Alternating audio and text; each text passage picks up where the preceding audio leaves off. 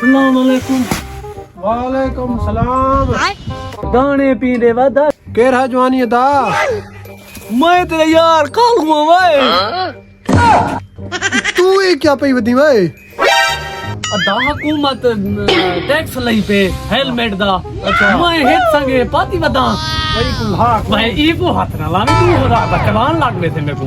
क्यों? ई को हाथ नहीं लावना दाने पीने दी ते पी दे हेलमेट को हाथ नहीं लावना गरीब बंदा वा 2000 दा चलान ठोक रहे मैं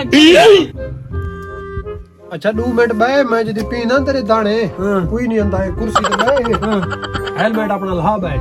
मैं देख नहीं गरीब आदमी है शाम को पैसा नहीं मिली सब पता चल कर 2000 फटी भगदा ते वन्या तो दुकान ते कोई नहीं बह भाई। वजरा दे बाबा मत आ वजे न चलो हुन हिम्मत कर रही हो जल्दी पी गन जल्दी देर થઈ ગઈ है मेरे को भला मैं शाम को तू को नहीं पका ना तू दोबारा चलो।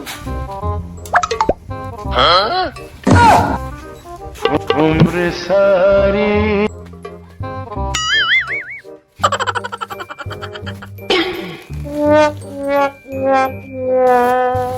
आ कालू नहीं बात तो सही यारा सही से सही घिंदे पियो कहना 2 किलो मार दी काट सरम यारा ये तुसा गरीब नाल मेहनत करे पियो बाकी ओदू वाला खा नहीं छोड़े दी हुकूमत नहीं छोड़े दी यकीन कर मैं को यार हुन चबा तेरी कुल्हा रख बोल ना ना ना गरीब आदमी है टुरदा बिना पक्की है जे लोग खड़े हो ना वासन हेलमेट दिखा मैं वाला के देवे था जरा चाहती वदा हुआ बोला पावा ना उधर चलान ठोक दे हेलमेट तेरा आखिरी है। हां जवाब है दिन मेरा कालू यार मेहरबानी जोल जोल जोल हिम्मत कर। सारी